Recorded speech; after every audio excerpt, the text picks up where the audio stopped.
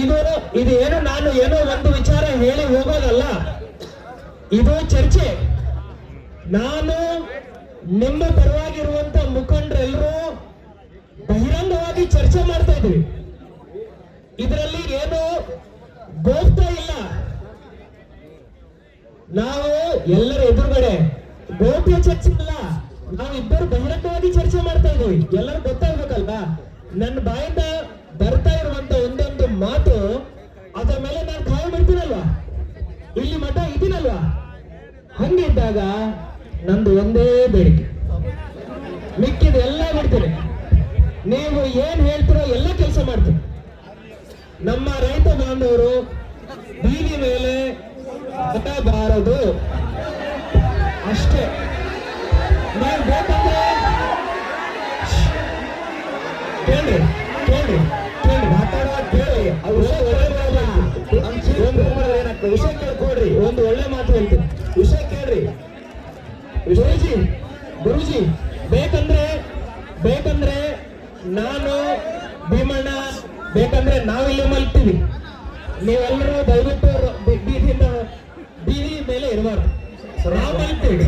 ಒಂದ್ ನಿಮಿಷ ನಿಮ್ಗೆ ಏನ್ ಬೇಕು ಎಲ್ಲ ಕೆಲಸ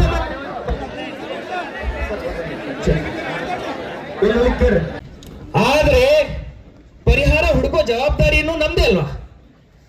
ನಿಮ್ಗೆ ಏನ್ ಬೇಕು ನನ್ನಿಂದ? ಜಿಲ್ಲಾಧಿಕಾರಿಯಾಗಿ ನಾನಿರ್ಲಿ, ನನ್ನ ಪೊಲೀಸ್ ವರಿಷ್ಠಾಧಿಕಾರಿರವರಿರ್ಲಿ, ಅವರಿಂದ ನಿಮ್ಮ ನಿರೀಕ್ಷೆ ಏನು? ನೀವ್ ಏನ್ ಹೇಳ್ತಿರೋ, ನೀವು ರೈತರ ಪರವಾಗಿ ಹೇಳ್ತೀರಿ. ಆ ರೈತರ ಪರವಾಗಿ ಹೇಳ್ತಾ ಇರುವಂತ ಆ ಮಾತೇನಿದೆ, ಅದಕ್ಕೆ ನಾವು ನಂಬಬೇಕು, ಬೆಂಬಲ ಕೊಡ್ಬೇಕಲ್ವಾ? ನಾನು ಬೆಂಬಲ ಕೊಡ್ತೀನಿ.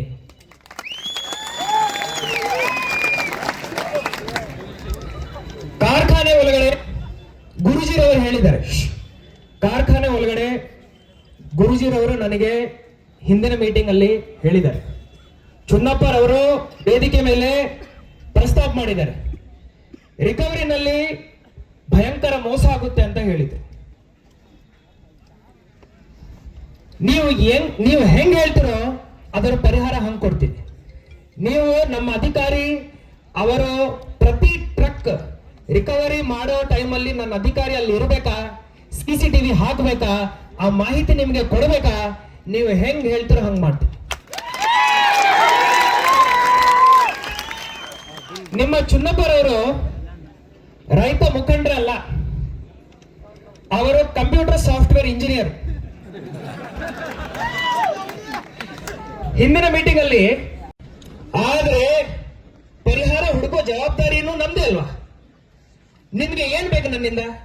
ಜಿಲ್ಲಾಧಿಕಾರಿಯಾಗಿ ನಾನಿರ್ಲಿ, ನನ್ನ ಪೊಲೀಸ್ ವರಿಷ್ಠಾಧಿಕಾರಿರವರಿರ್ಲಿ, ಅವರಿಂದ ನಿಮ್ಮ ನಿರೀಕ್ಷೆ ಏನು? ನೀವ್ ಏನ್ ಹೇಳ್ತಿರೋ, ನೀವು ರೈತರ ಪರವಾಗಿ ಹೇಳ್ತೀರಿ.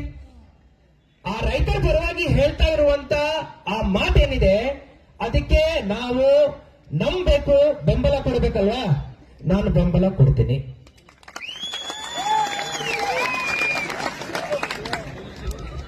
ಕಾರ್ಖಾನೆ ಒಳಗಡೆ ಗುರುಜಿರವರು ಹೇಳಿದ್ದಾರೆ. ಕಾರ್ಖಾನೆ ಒಳಗಡೆ ಗುರುಜಿರವರು ನನಗೆ ಹಿಂದಿನ ಮೀಟಿಂಗ್ ಅಲ್ಲಿ ಹೇಳಿದ್ದಾರೆ. ಚುನ್ನಪ್ಪರವರು ವೇದಿಕೆ ಮೇಲೆ ಪ್ರಸ್ತಾಪ ಮಾಡಿದ್ದಾರೆ.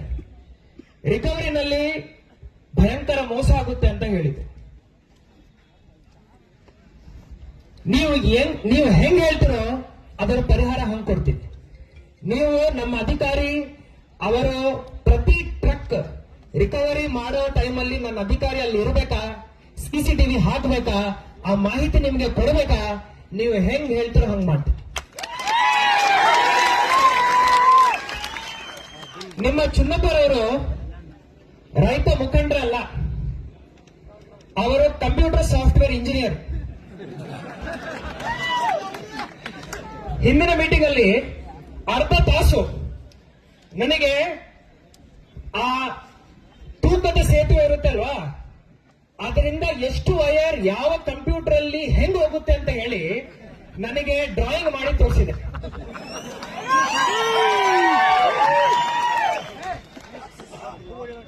ರೈತರ ಪರವಾಗಿ ಅಷ್ಟು ಕಾಳಜಿ ಇಟ್ಕೊಂಡು ಇನ್ನೂ ಕಂಪ್ಯೂಟರ್ ಬಗ್ಗೆ ಓದ್ತಾ ಇದಾರಲ್ವಾ, ಅವರಿಗೆ ಶ್ಲಾಘನೆ ಹೇಳಬೇಕು.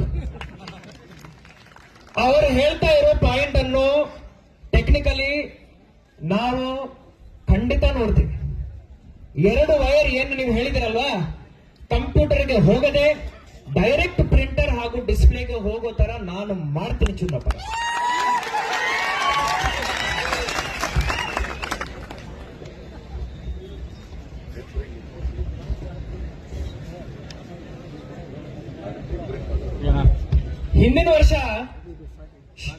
ಹಿಂದಿನ ವರ್ಷ ಚುನ್ನಪ್ಪರವರು ಎಲ್ಲ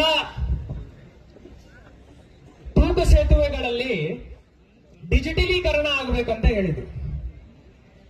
ನಾನು ಅವಾಗ ಚುನ್ನಪ್ಪರವರಿಗೆ ಹೇಳಿದ್ದೀನಿ, ಗುರುಜಿರವ್ರು ನೀವು ಇದ್ರ ಅವಾಗ ಹೆಂಗ್ ಮಾಡ್ಲಿಕ್ಕೆ ಸಾಧ್ಯರಿ, ಅಷ್ಟೆಲ್ಲ ಬ್ರಿಡ್ಜ್ಗಳು ಇರ್ತವೆ, ಪ್ರತಿಯೊಂದು ಫ್ಯಾಕ್ಟರಿ ಎದುರುಗಡೆ ಬ್ರಿಡ್ಜ್ ಇರ್ತಾವೆ, ಹೆಂಗ್ ಮಾಡೋದಂತ. ಅವರು ಚುನ್ನಪ್ಪರವರು ನನಗೆ ಹೇಳಿದ್ರು, ಸರ್ ನೀವು ಮನಸ್ಸು ಮಾಡಿ ಆ ಡಿಪಾರ್ಟ್ಮೆಂಟ್ ಅವರನ್ನು ಕರೆಸಿ ಅವರಿಂದ ಈ ಕೆಲಸ ಮಾಡಿಸ್ರಿ ಅಂತ ಹೇಳಿದ್ರು. 1 ವರ್ಷ ನಂತರ ಬಹಳ ಹೆಮ್ಮೆಯಿಂದ ಹೇಳ್ತಾ ಇದ್ದೀನಿ, ನೀವು ಹೇಳಿರೋ ಮಾತು ಈಗ ಸತ್ಯ ಆಗಿದೆ. ಪ್ರತಿ ಒಂದು ತೂಕದ ಸೇತುವೆನಲ್ಲಿ ಡಿಜಿಟಲೀಕರಣ ಆಗಿದೆ. ಈಗ ಚುನ್ನಪ್ಪರವರು ಮತ್ತೆ ಕಂಪ್ಯೂಟರ್ ಇಂಜಿನಿಯರ್ ಅಲ್ವಾ, ಅವರೇನು ಹೇಳ್ತಾ ಇದ್ದಾರೆ ಅಂದ್ರೆ, ಈ ಡಿಜಿಟಲೀಕರಣ ಮಾಡ್ತಾರಲ್ವಾ, ಇದರಲ್ಲಿ ಟ್ಯಾಂಪರ್ ಮಾಡ್ತಾರೆ. ನಾನು ಇಂಜಿನಿಯರೇ, ಆದ್ರೆ ಚುನ್ನಪ್ಪ ಅವರನ್ನು ಕೇಳಿದ್ದೆ ನಾನು, ಹೆಂಗ್ ಟ್ಯಾಂಪರ್ ಮಾಡ್ತೀರಿ ಅಂತ ಕೇಳಿದೆ. ಆವಾಗ ಬಹಳ ಟೆಕ್ನಿಕಲಿ ಏನೋ ಎಕ್ಸ್ಪ್ಲೇನ್ ಮಾಡಿದ್ರು. ಹಂಗ ಒಂದು ವೈರ್ ಇರುತ್ತೆ, ಅದನ್ನ ಹಿಂಗ್ ತೆಗಿಬೇಕು, ಮತ್ತೆ ಹಂಗ್ ಕಟ್ ಮಾಡಬೇಕು, ಅದರಲ್ಲಿ ಹಿಂಗ್ ಅದನ್ನು ಸೇರಿಸಬೇಕು. ನನಗೆ ಬರೀ ಹಿಂಗ ಅರ್ಥ ಆಯ್ತು ಅಷ್ಟೇ. ತೀರಾ ಹೋಗಿ ಏನ್ ಮಾಡ್ಲಿಕ್ಕೆ ಸಾಧ್ಯ ಅಂತ ನಾನು ಕೇಳಿದ್ದೆ. ಚುನ್ನಪ್ಪರವರು ಹೇಳಿದ್ರು, ಇವತ್ತನೇ ನೀವು ಒಂದು ಆದೇಶ ಹೊರಡಿಸಬೇಕು. ಪ್ರತಿ ತೂಕದ ಸೇತುವೆ ಕಡೆ ಇರೋ ಆ ಡಿಜಿಟಲ್ ಮೀಟರ್ ನಿಗಾ ಮಾಡಲಿಕ್ಕೆ, ಅದರ ಮೇಲೆ ನಿಗಾ ಇಡಿಸಲಿಕ್ಕೆ ನಿಮ್ಮ ಅಧಿಕಾರಿ ಅಂದ್ರೆ ಜಿಲ್ಲಾಡಳಿತದಿಂದ ಒಬ್ಬ ಅಧಿಕಾರಿ ಇರ್ಬೇಕು, ಪೊಲೀಸ್ ಅಧಿಕಾರಿ ಒಬ್ಬರು ಇರ್ಬೇಕು, ಜೊತೆನಲ್ಲಿ ರೈತ ಸಂಘಟನೆಯಿಂದ ಒಬ್ಬ ಮುಖಂಡರು ಇರ್ಬೇಕಂತ ಹೇಳಿದ್ರು. ಇಲ್ಲಿ ಮಠ ನಾವು ಆ ರೀತಿಯ ಆದೇಶವನ್ನು ಹೊರಡಿಸಲಿಲ್ಲ. ಚುನ್ನಪ್ಪರವರೇ, ನೀವು ಹೇಳಿದ ನಂತರ 2 ತಾಸಲ್ಲಿ ಆದೇಶ ಮಾಡಿದ್ವಿ. ಇಷ್ಟೆಲ್ಲ ಕೆಲಸ ನಾವು ಮಾಡ್ತಾ ಇರುವಾಗ ನನಗೆ ಆಕ್ಚುಲಿ ಆರಾಮ್ ಇರ್ಲಿಲ್ಲ ಗುರುಜಿ. ಇಲ್ಲ ಅಂದ್ರೆ ಈ ಸಮಸ್ಯೆ ಇಲ್ಲಿ ತನಕ ಬರ್ತಾ ಇರ್ಲಿಲ್ಲ. ನಾವೆಲ್ಲರೂ ಎಲ್ಲೆಲ್ಲಿ ಕುತ್ಕೋಬೇಕು ಅಲ್ಲೇ ಕುತ್ಕೊಂಡು ಮುಕ್ತಾಯ ಮಾಡ್ತಾ ಇದ್ದೀವಿ. ನನ್ನ ಮೇಲೆ ಪ್ರೀತಿ ನಂಬಿಕೆ ಇಟ್ಕೊಳ್ಳಿ. ನಿಮ್ಮ ಎಲ್ಲ ಮುಖಂಡರ ಜೊತೆ ನಾನು ಜವಾಬ್ದಾರಿ ತಗೊಂಡು ನಾನು ಮಾತುಕತೆಯನ್ನು ನಡೆಸ್ತೇನೆ. ಚುನ್ನಪ್ಪರವರು, ಮಿಸ್ಟರ್ ಚುನ್ನಪ್ಪಜಿ, ಯಾವಾಗ ಎಲ್ಲಿ ಯಾವ ಪರಿಸ್ಥಿತಿನಲ್ಲಿ ನಾನು ಬರ್ಬೇಕಂತ ನೀವು ಹೇಳ್ರಿ, ನಾನು ಬರ್ತೇನೆ. ನೀವು ಯಾರ ಜೊತೆ ಏನ್ ಮಾತಾಡ್ಬೇಕಂತ ಹೇಳಿ. ನಿಮ್ಮ ಪದಗಳೇನಿದಾವೆ ನನ್ನ ಬಾಯಿಂದ ನಾನು ಮಾತಾಡ್ತೀನಿ.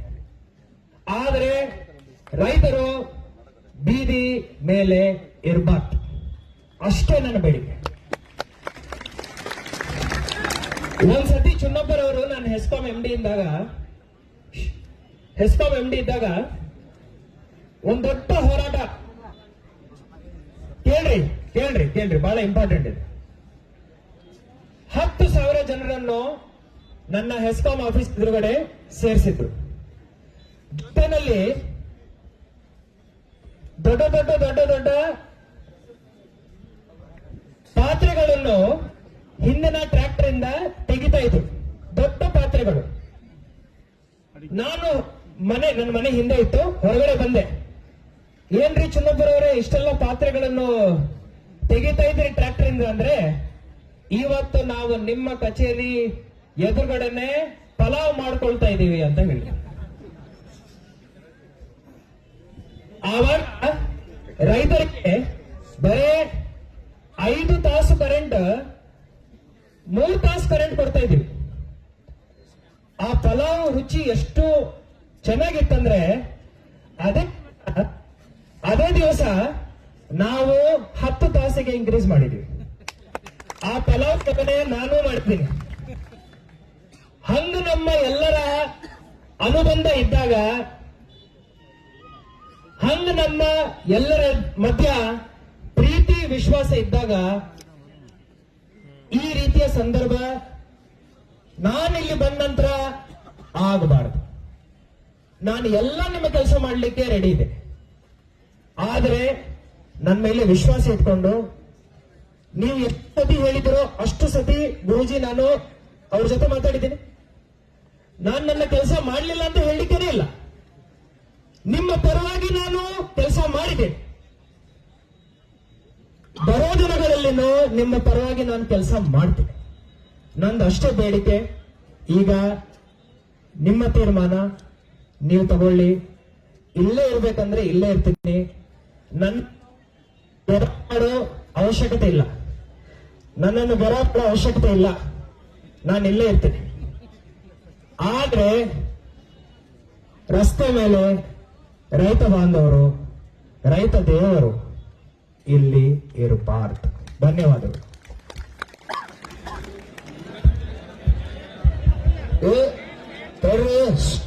ಕಬ್ಬು ಬೆಳೆಗಾರರ ಹೋರಾಟಕ್ಕೆ ಈಗ ಜಿಲ್ಲಾಧಿಕಾರಿ ಅವರು ಏನ್ ಹೇಳತ್ತಾರಪ್ಪ ಅಂತಂದ್ರೆ ಎಲ್ಲ ಕೇಳಿರಲ್ಲ. ಈಗ ಅವ್ರೇನ್ ಹೇಳ್ತಾರೋ, ಈಗ ನಮ್ಮದು 3,500 ರೂಪಾಯಿ ಬೇಡಿಕೆ ಐತಿ, ಆಯ್ತಿಲ್ಲ? ಒತ್ತಾಯ ಇಟ್ಟಿದೆ ಅವರಿಗೆ 3,500 ರೂಪಾಯಿ ನೀವು ಕೊಡ್ಲೇಬೇಕು.